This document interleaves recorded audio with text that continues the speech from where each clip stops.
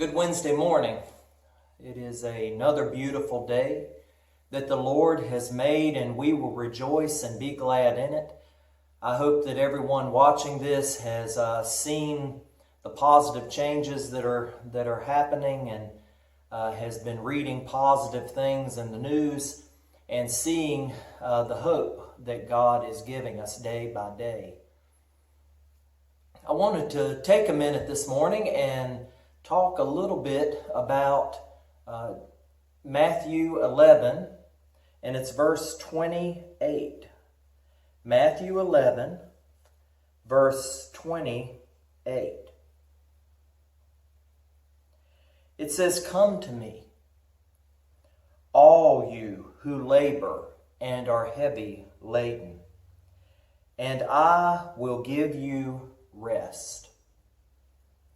Now, one of the important things when reading the Bible is to understand what the verse is saying. And in this verse, we see first it says, "Come to me." That's an action on our part, right? We have to get up out of our chair, or we have to rise up out of our situation, and we have to decide to come to Jesus. And then the next one is, "All you who labor." And that labor has to do with work. That labor has to do with an everyday type of work, where it has the idea of someone who is coming in from the fields who has labored. And it says, "and are heavy laden." And that just means feeling a heavy burden upon themselves. And then it says, "I will give you rest."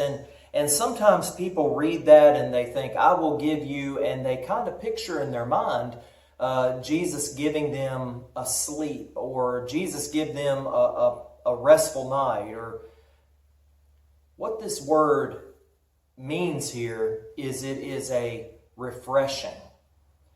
Jesus is saying, "Come to me, all who labor and are heavy laden, and I will give you rest. I will refresh you. I will give you a refreshing from deep inside." You know, one of my favorite things to do is to look around at nature, see flowers, see different things in nature. And everywhere I look, I find God in nature.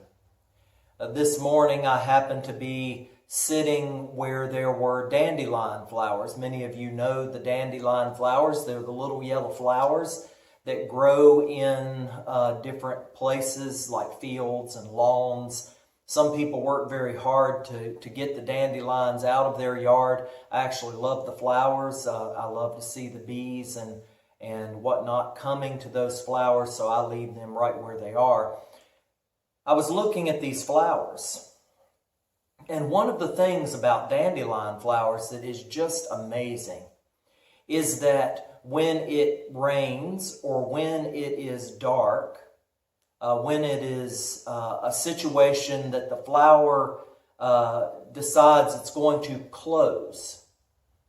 So the flower closes, and there's this green sort of bulbous looking piece at the end of a stem. But when the sun comes out, the flower opens back up. And one of the most amazing things is to sit and to actually watch as these flowers open themselves back up to the sunshine after the storm has passed or after the darkness has passed. And these bright, beautiful yellow flowers open themselves to the sun. God gives us rest. God expects us to need rest. God expects us to need refreshing. There's no shame in needing refreshing. There's no shame in needing a break. There's no shame in needing a breath. Just depending on how you're wired, you may need more breath than other people. Some people find refreshing in being in the presence of others. Some find refreshing in being alone and silent.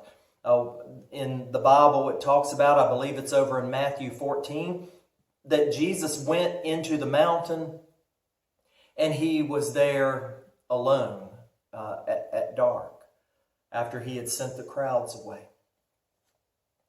However you find refreshing, the fact is you need refreshing. However you find it, the fact is you need it. So never shortchange yourself of needing that refreshing and needing that time where you begin to rest and feel refreshed in the Lord. However that happens is how God is leading you to help it to happen.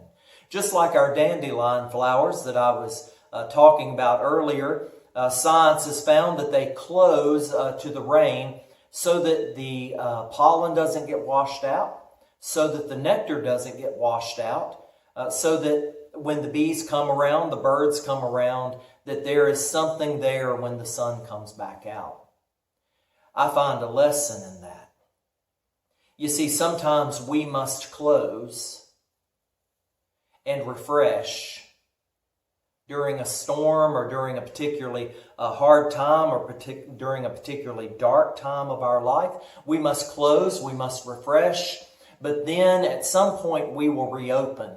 And when we reopen, we bring something that God has allowed us to retain and possibly even grow while we were closed, so that we then pass that to those who come in contact with us.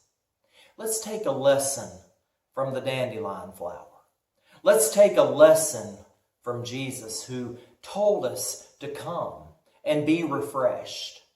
And let's be refreshed this week. Let's be encouraged this week. Let's think about the things that we have been doing that perhaps we're just busy doing, and we need to shove those aside and move those off.